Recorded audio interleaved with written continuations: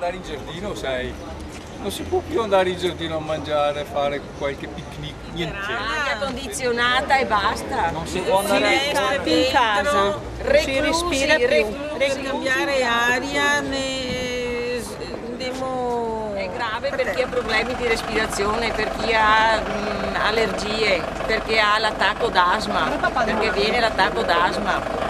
È una cosa tremenda, si deve barricare in casa. Non è solo l'odore, ma sono particelle che girano e che quindi anche proprio a livello respiratorio sono molto pericolose. Una copertura in amianto, dicono che hanno sistemato, però non sono Giustizia, vogliamo giustizia, specialmente per chi è ammalato, per chi non può neanche aprire la finestra stando nel letto. Le nostre case vengono svalutate perché se uno deve vendere la casa con questo odore qui chiaramente nessuno la cui. Siamo seriamente intenzionati a far causa perché perdiamo di valore nelle nostre case. Noi abitiamo in campagna, certi odori li viviamo perché soprattutto nel periodo di semina ci sono, ma sono di breve intensità e di breve durata e questo invece è un odore irrespirabile, una cosa vomitevole, non si resiste più.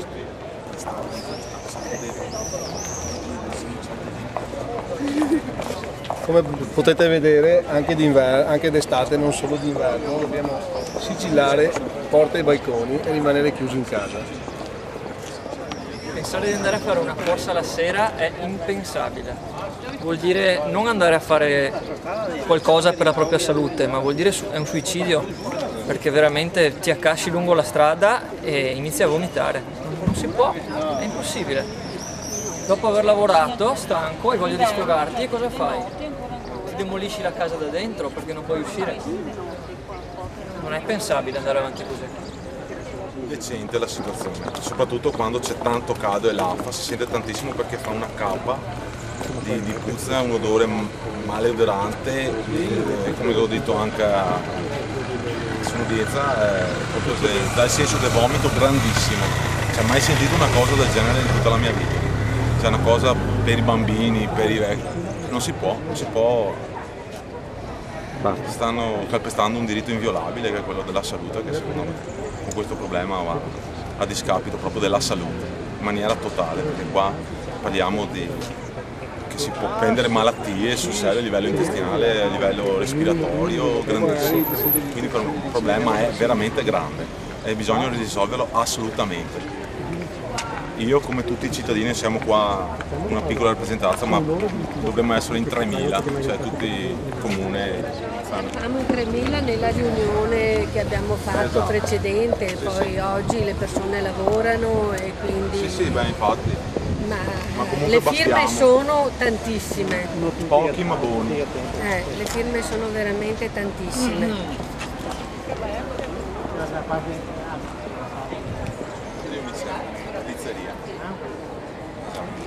Barricato in casa, chiudere finestre, controfinestre, porte, però assolutamente.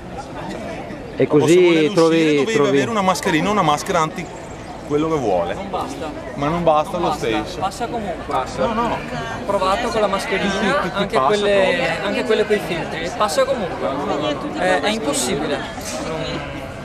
Quella da verniciatore, si sente comunque l'odore. Deve farsi un mea culpa grande perché non si può fare quello che si vuole in questa maniera.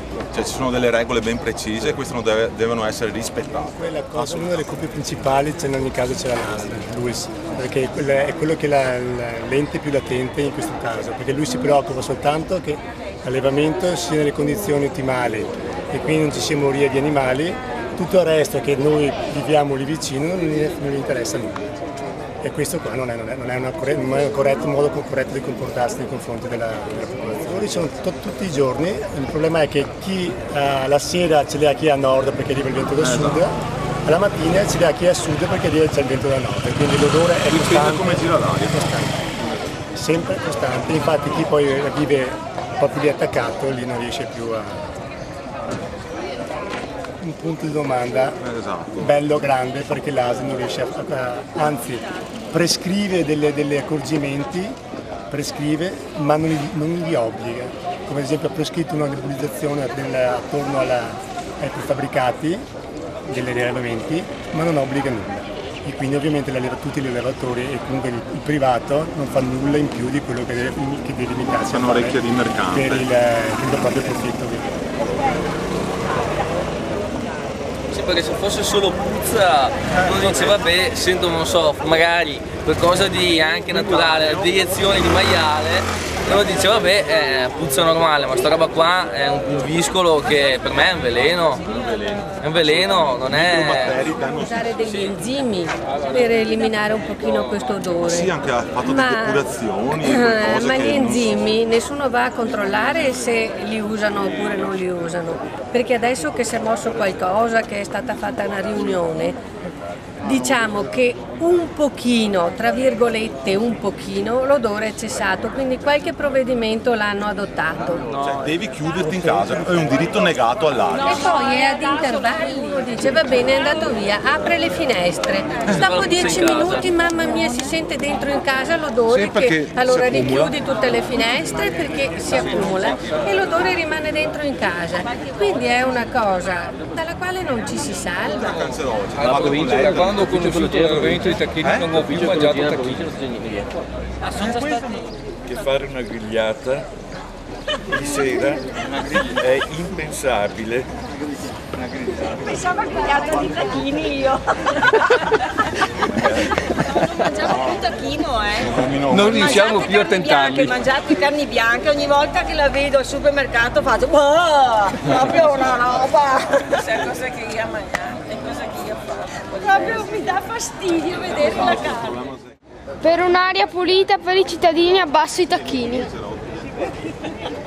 Perché non posso più andare a giocare in giardino, non si può più aprire una finestra, non si vive più, è un'aria irrespirabile.